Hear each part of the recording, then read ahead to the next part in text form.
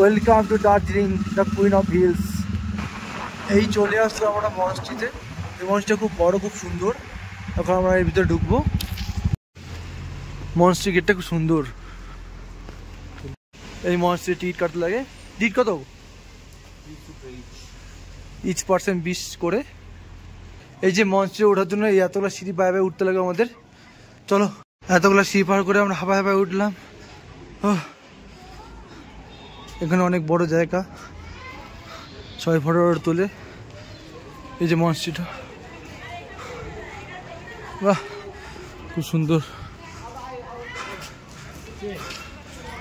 এই যে মঞ্চটি গ্রেট, গেট বন্ধ।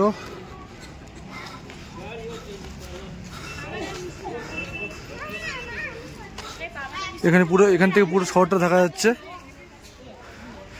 ওখানে ক্লিনিক আছে।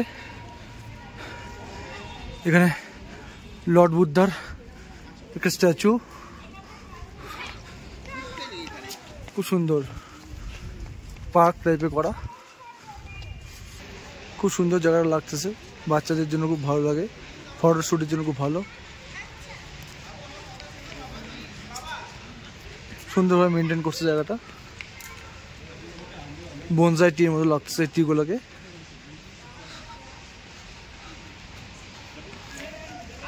এখানে একটা রুম আছে ওদের,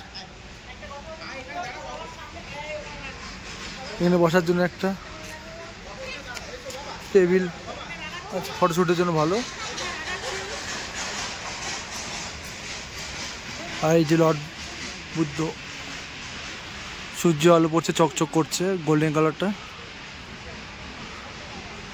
ওভারঅল খুব সুন্দর জায়গাটা। মাথার উপরে সূর্য, বেশি ঠান্ডা অনুভব হচ্ছে না, খুব ভালো লাগছে এখানে এসে। অনেকদিন পরে আসলাম, 2 বছর পর দার্জিলিং। মনে হচ্ছে টয় ট্রেন যাচ্ছে, চলো দেখা যাক। ওই যে টয় ট্রেন চলে যাচ্ছে ধোঁয়া উড়িয়ে। কোনো এক ইচ্ছা আছে টয় ট্রেন করে দার্জিলিং আসবো ফ্যামিলি নিয়ে। মা, বাবা, শুভদা, জেঠুমণি, জেঠু, হিন্দুদা, পুষ্টি সবাইকে নিয়ে আসবো, বদ্রদা, প্রিয় মাসি সবাইকে নিয়ে আসবো। এখান থেকে সব কিছু দেখা যাচ্ছে। ওই যে কত পাহাড়। আর এই হচ্ছে মঞ্চটা, কত বড় মঞ্চটা, কি সুন্দর রং করা, কি সুন্দর লাগছে মঞ্চটা দেখতে, অপূর্ব।